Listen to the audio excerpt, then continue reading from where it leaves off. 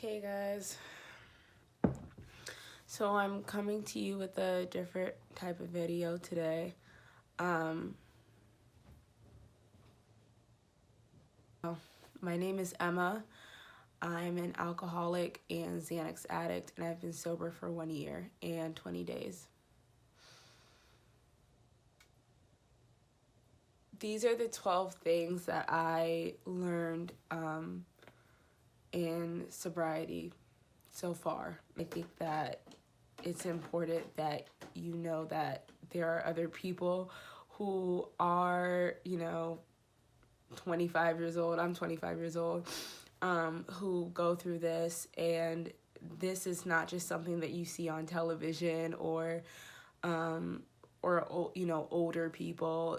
Alcoholism, drug addiction, those two things are, it doesn't matter who you are, what you look like, what you do with your life. If you have an education, if you don't, it still can affect you. And one of the things that I really wanted is that I didn't want this video to come off as phony. I just wanted to sit here and talk with y'all. And when I first started coming up with how the video should be, I was like, should I do my makeup? Should I do this? Should I do that? Because for some reason I thought that me doing my makeup or something would make me look less like I have issues. I don't know. Or that I would be judged less if I look nice.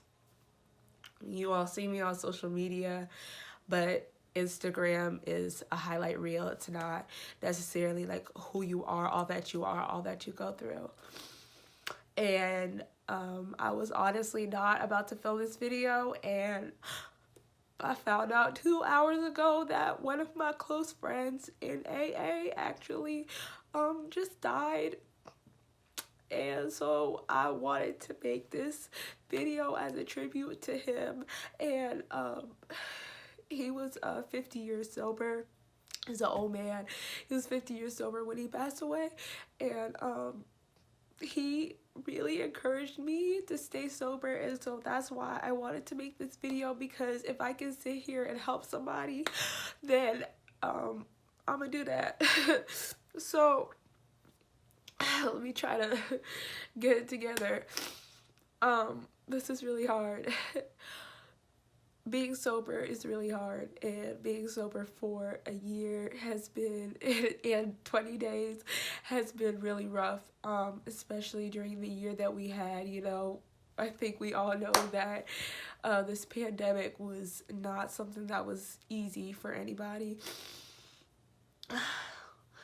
But the first thing I'm going to get into is that the first thing I learned in my first year of sobriety was that I loved alcohol and Xanax, but they didn't love me.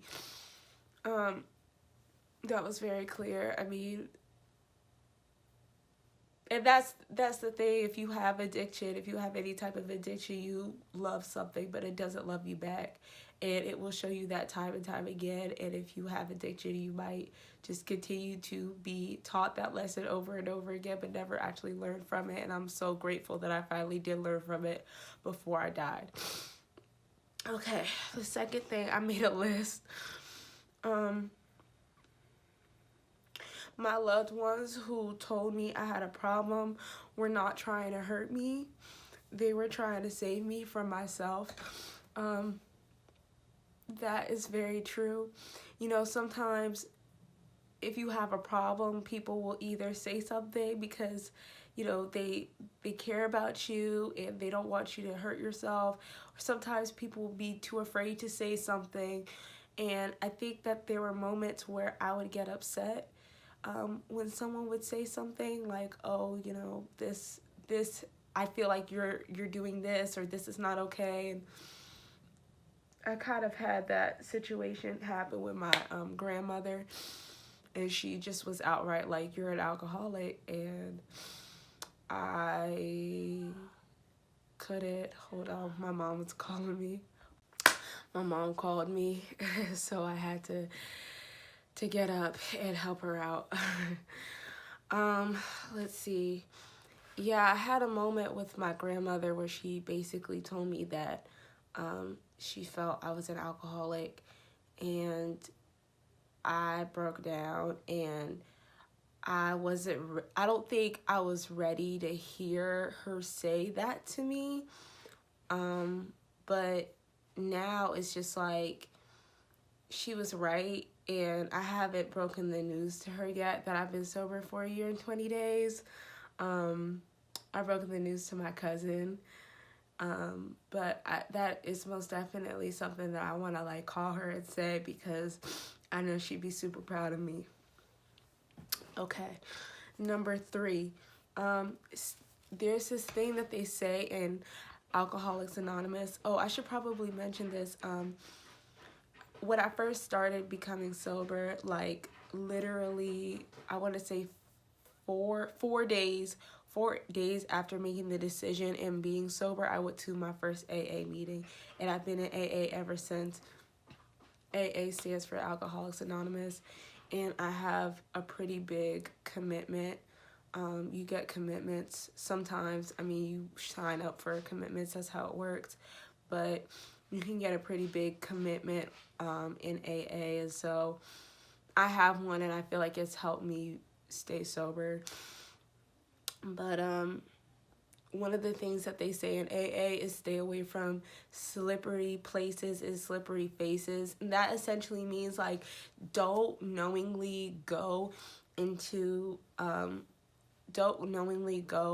places where you feel like, oh, there's a possibility that you will drink.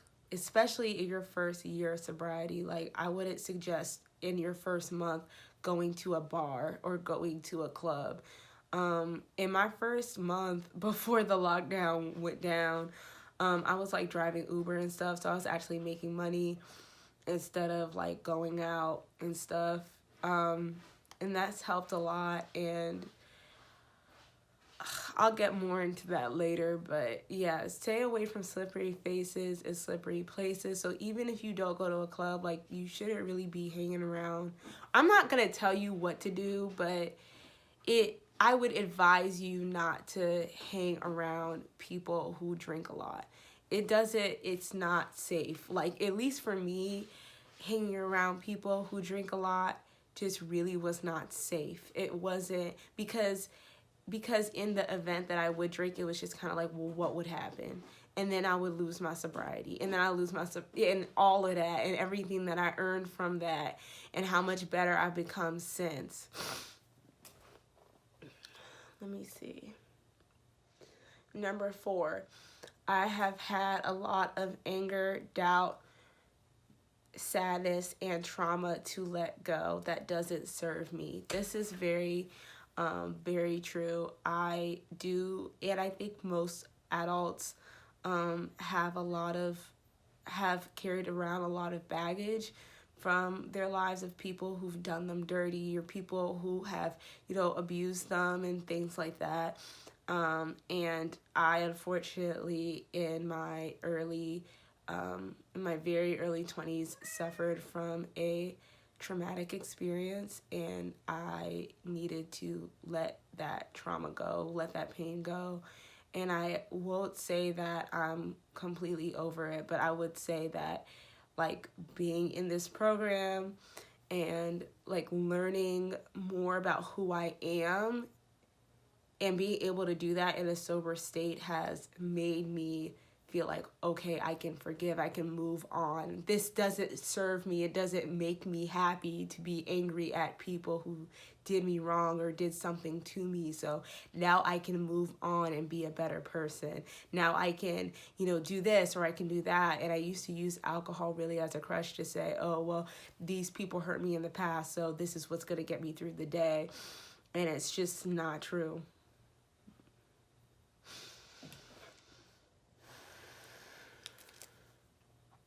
Five, my life is actually happier without it. A lot of y'all who follow me on social media have seen like my transformation, not just physically, but mentally as well. I have lost a lot of weight, but I've also like learned how to roller skate. I finally learned how to ride a bike. I learned how to skateboard. I learned how to do so many different things that I've always wanted to learn how to do, but just kept telling myself, no, you can't do that. And the time that I would take out to go drink or do Xanax, but really drink, I've now replaced with going to roller skate, going to the park, running. I've been running like crazy, like my record by 3 minutes. And so it's just certain things like that that just, it gives me life. It makes me so happy because I know that if I was still drinking, I like wouldn't have the drive to even do anything like that. Like I just wouldn't care. I've met a lot of cool friends along the way. I've gotten closer with my parents. I've learned to let things go a little bit. When I first got sober, it was also like right out of my relationship, and I would say that if I was drinking during that time period, I probably would have never gotten over the breakup. And really just like learning to be alone with my thoughts is something that's really hard, but it's really helped me in the long run. My number, damn, I can't count. My number 6 is say that you're going to be sober for the day. Don't say that you're going to be sober for the month, the year, the next couple months. Don't do that. And the reason why is because usually when you come up with a limit for yourself that's so big, you can't follow through with it. Oh, I'm going to be sober for the month. Oh, I'm going to be sober for the year. And then what's going to happen? Then you go back to drinking? No, like that's not helpful to you, or at least it wasn't helpful to me. Like if I say, okay, I'm gonna be sober for the next 24 hours, and you could even like make it smaller than that. You could say, oh, I'm gonna be sober for the next hour. I'm gonna be sober for the next 2 hours. I'm gonna be sober for the next 3 hours. If that's what helps you, if it for you it's hours rather than days, then do that, because then you could always say, I bet I can do this, or I bet I can do that, or I bet I can do this. And then because of that, because you've done that, then over time then you start stacking up days, you start stacking up, you start stacking up hours, you start stacking up days, you start stacking up weeks, months, and that is so helpful. Or at least that was helpful to me, rather than just putting this big idea of, oh, I'm gonna be sober for a whole year. Hell no. If I had come up with that idea first going into it, I'd be drinking right now. That's the other thing, because I didn't want to nix that. When I got into Alcoholics Anonymous, what I realized was that you actually are put in a position, or when you join, right, like you get a chip for your first 30 days. So if you've been sober for 0 to 29 days, a newcomer, just for showing up, you get a chip. And that makes you feel good. And because people around you will clap for you, will give you high fives, will hug you, smile at you, everything, just for you to be sober for 0 amount of days, just for your ass to show up sober. Like, that's amazing. And that helped me so much, because then it felt like a high afterwards, because then every time I just come back, like I come back weekly. But then, as the months stack by, oh, you got your 1 month chip, or you got your 2 month chip, or you can't stop now because you got your 3 month chip. And then that like boosted my confidence, and it made me feel good, and people patting me on the back and say, good job, like, I know things have been hard for you, but you're really making it through. Stop trying to prove something to other people. What you think they want from you doesn't really matter. This is very, very important, because I feel like one of the large things about me drinking was that I drank a lot because I didn't like who I was. I didn't feel like I was who I was supposed to be, because I've always felt like, oh, like my family wants me to be like this, or my friends want me to be like that, or whatever, just changing like a fucking chameleon or something to fit everyone's standards, or to fit in somebody's box of what they want me to be. And when I stopped drinking, then it's just kind of like all of that lifts. That's not necessarily completely accurate, because to this day I still have those feelings, But it's just like, I started saying fuck it more. Fuck it, they don't like me. Fuck it, they think that I'm weird. Fuck it, they think that I don't go to their standard. At least I'm not killing myself to be their friend, to be their model this or their perfect that.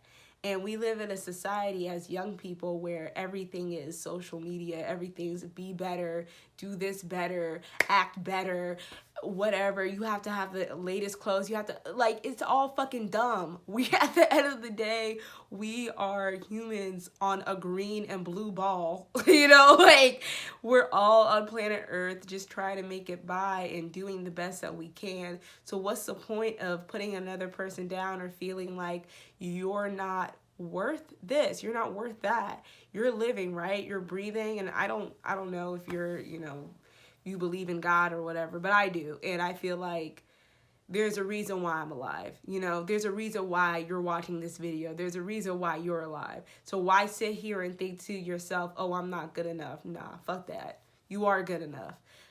You are good enough, and you have to believe that over and over and over again. Even today, I felt like I wasn't good enough. But did I drink? No. So that's good, right? Right. 7, stop caring what other people think. If you are proud of yourself, other people's unconstructive criticisms really don't matter.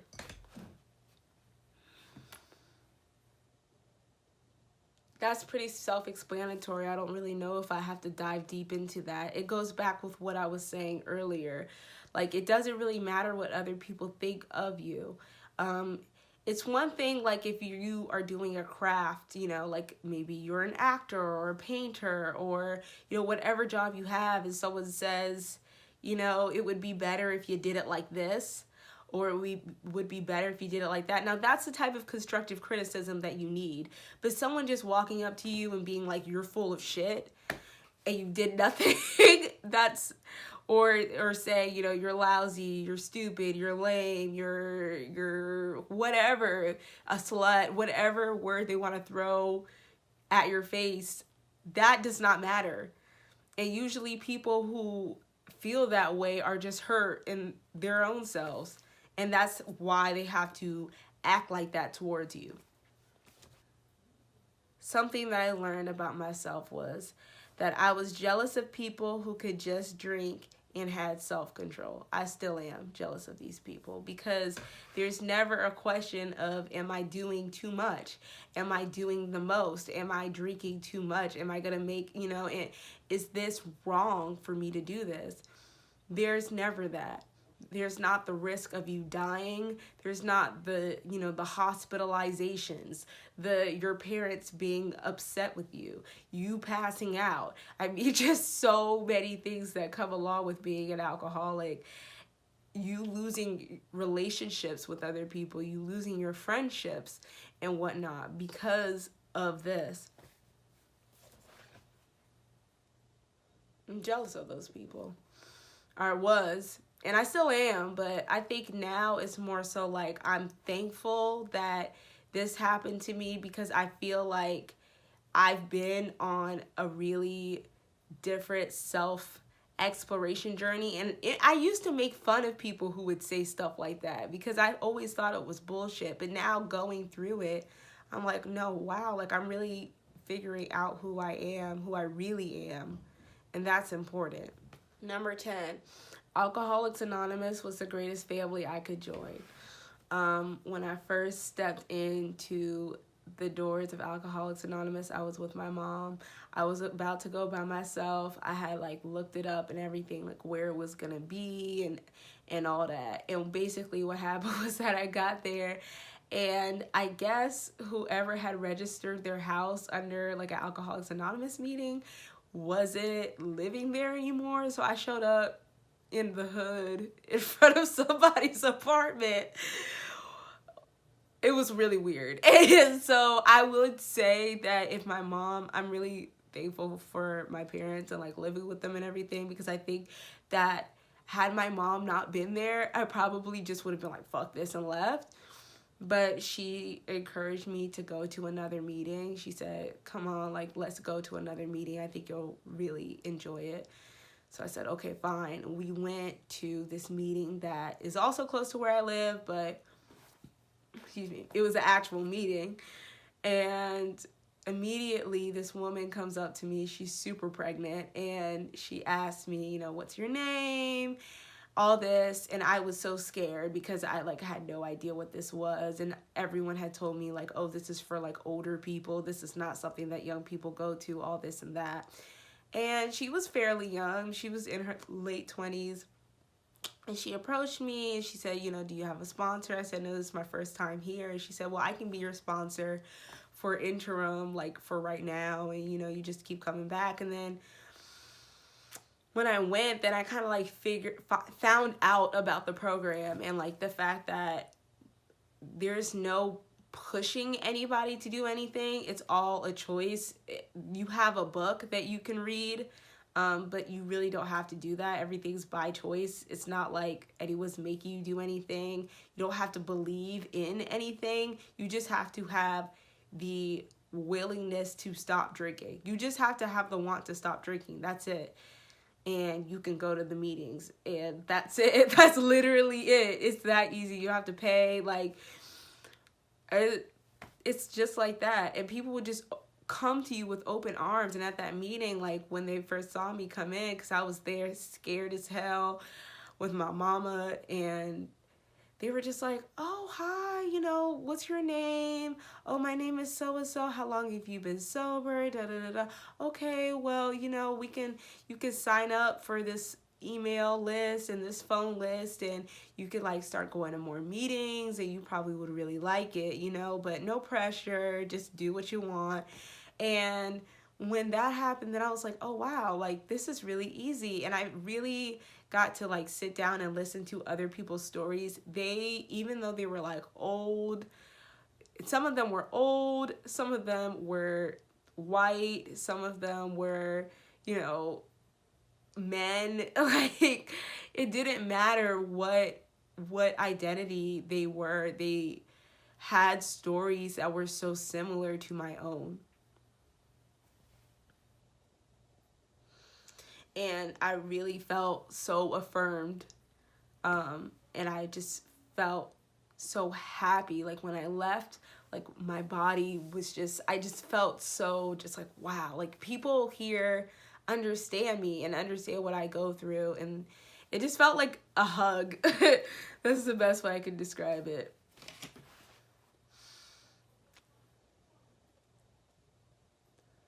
Number 11. I was and am so afraid to become the person I once was. When I say the person I once was, I mean the person I was when I was drinking and using Xanax. I never want to be her again. When I think of who I was when I was drinking, I just think of someone who was so weak. I mean, strong enough to get me to where I am now, but she needed a lot of guidance, and I'm so happy that that's just not who I am anymore. That I don't get super drunk and, do things that hurt other people. Yeah. I'm happy I'm back. I'm happy Emma is back. 12, I am so much, what did I say?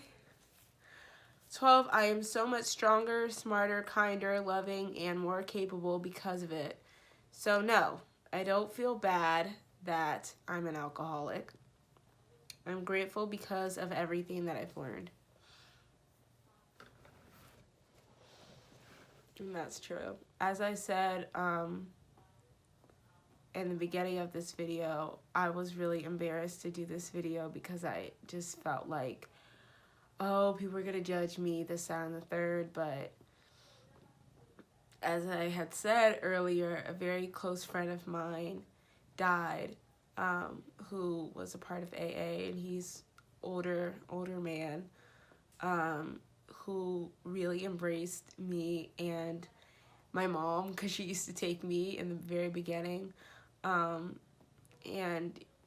the last time I talked to him was at an AA meeting last Tuesday, and he cried because I said that it was the first time, that last week was the first time that in a really long time that I felt like drinking again. And he started crying to me, and he said, "You have done such an amazing job. Do not give up now. And, you know, someday you'll be like me and be 51 years down the line." And we just had this really deep emotional moment where we were both crying so much.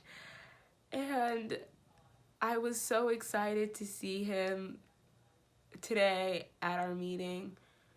And when we started the meeting, someone said he died. And as a dedication to Gary, I want to help other people and the ways that he helped me and the ways that he encouraged me every week to continue to come back. And, you know, he was like the first person who gave me a hug when I had my first month chip, and just, you know, always say, "Yeah, you got it, kid. Like, you can do it. You can do it. Just keep going." And you need people like that in your life. Everyone needs a Gary in their life, and I hope that I'm helping someone by making this video. I hope that you feel like you're not alone, as we are living in a pandemic. That's just the reality of it. And I see a lot of people on social media being like, "Oh, like, we're living in a pandemic, like, might as well get drunk." And I'm just so happy that I stopped drinking when I did, because I would probably do the same thing. Yeah, I think one of the things that I most definitely learned in this past year is that some people will say that they're there for you, but they're not. And some people won't say that they are, but they will show it with their actions. And Gary is most definitely someone who showed that every week. And I encourage people to be more like that, to be more for other people, to create community even in the pandemic that we're living in now, to have each other's back, to encourage each other to do better, to encourage each other to live the best lives that we can live. And that's what I'm trying to do to you. And I'm hoping that this is like him passing the baton to me. And so this was really just like a dedication or like a tribute to him by sharing my experience. And rest in peace, Gary. And I hope you all have a good night. And if you're interested in talking to me about sobriety, or, you know, what you can do to change your life, I hope I can be of service. You know, just DM me or something, and I will keep things confidential for sure. So love you.